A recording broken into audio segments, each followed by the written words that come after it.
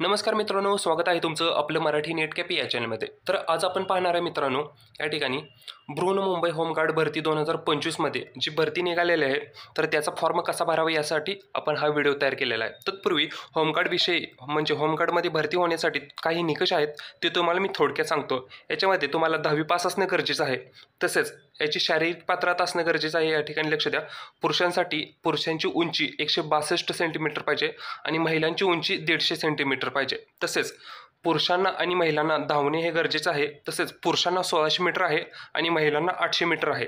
तसंच याची वयाची अट लक्षात द्या. या ठिकाणी वयाची अट ही 31 जुलै 2024 रोजी 20 ते 50 वय वर्ष असले पाहिजे तुमची. आणि याच्या फॉर्म भरण्यासाठी यासाठी कोणतीही फी नाही आहे. आणि अर्ज करण्याची शेवटची तारीख ही 10 जानेवारी 2025 आहे. तर थोडेच दिवस राहिले, तर लवकरात लवकर फॉर्म भरून घ्या.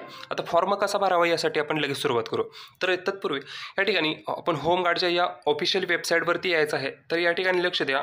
होमगार्ड नोंदणी जाहिरात दिलेली आहे. या ठिकाणी बृहन्मुंबई जिल्हा आहे.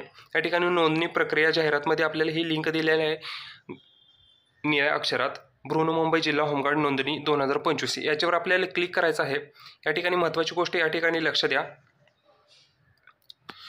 त्या लिंकवर क्लिक केल्यानंतर आपल्या पुढं माहितीपत्रक ओपन होईल. या माहितीपत्रकात आपल्याला महत्त्वाच्या गोष्टी या ठिकाणी सांगितलेल्या आहेत. तर तुम्हाला शारीरिक पात्रता किती आहे, धावणे हे दोघांसाठी कंपल्सरी आहे.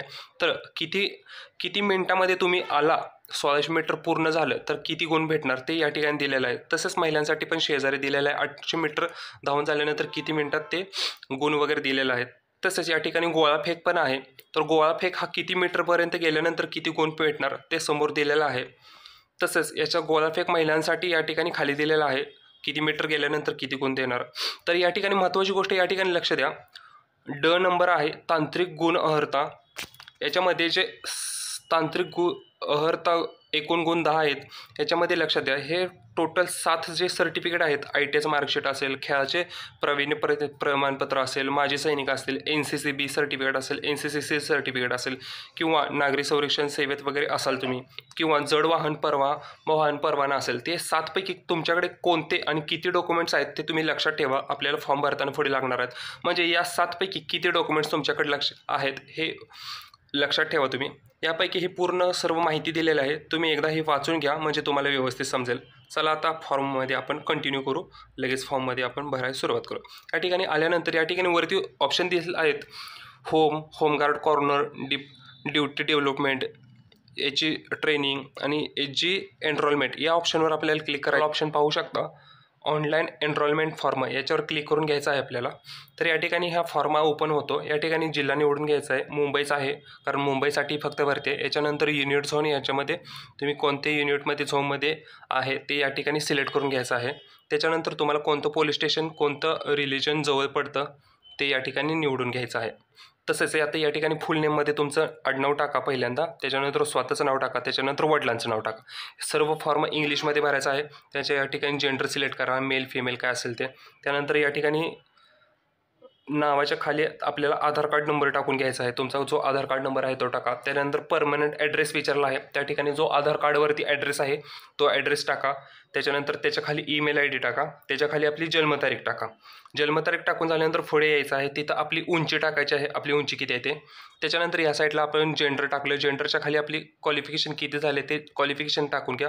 प्रोफेशनमध्ये आपल्याला आपण काय करता सध्या ते टाकून घ्यायचं आहे. फार्मर असेल, स्मॉल बिझनेस असेल, प्रायव्हेट जॉब करतो, हाऊसवाईफ असेल किंवा ॲडव्होकेट, डॉक्टर काय असेल ते या ठिकाणी टाकून घ्यायचं आहे.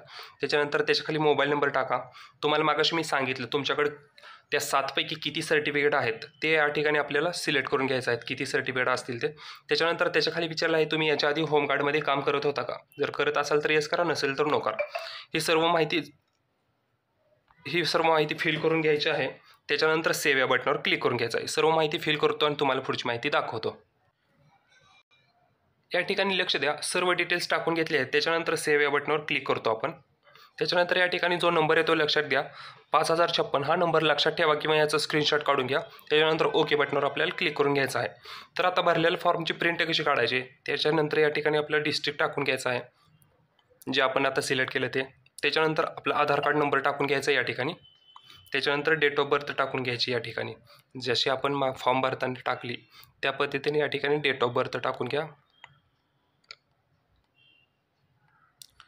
डेट ऑफ बर्थ टाकून झाल्यानंतर आपण आधार कार्ड नंबर टाकायचं विसरलो, आधार कार्ड नंबर टाकून घ्या.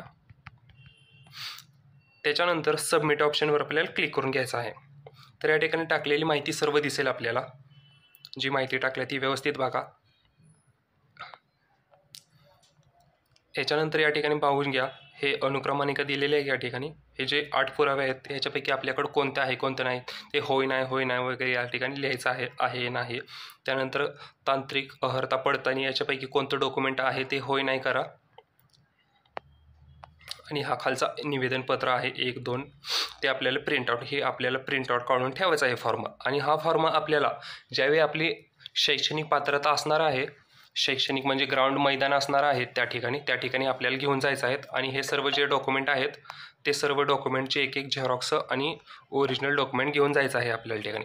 तर आता ते कधी असणार आहे तुमची एक्झाम वगैरे ते तुम्हाला त्या माहितीपत्रकामध्ये भेटेल. ते तुम्ही पहा आणि त्या ठिकाणी तुम्ही एक्झामला जावा. तसेच तुम्हाला त्याचे जास्त माहितीसाठी तुम्हाला ते नोटिफिकेशन पण येईल तुम्हाला मेसेजद्वारे पण तुम्हाला सर्व माहिती समजेल. तसेच जास्त माहितीसाठी तुम्ही वेगवेगळ्या भरतीसाठी किंवा वेगवेगळ्या सरकारी भरतीसाठी, प्रायव्हेट भरतीसाठी जर माहिती इच्छुक असाल तर त्यासाठी आपल्या चॅनलला सबस्क्राईब करा. आणि हा व्हिडिओ आवडला असेल तर व्हिडिओला लाईक करा, सबस्क्राईब करा. आणि जास्त काही माहिती समजली नसेल तर ते कमेंट बॉक्समध्ये सांगा. 100% त्याचं आम्ही उत्तर देऊ तुम्हाला. जय हिंद, जय महाराष्ट्र.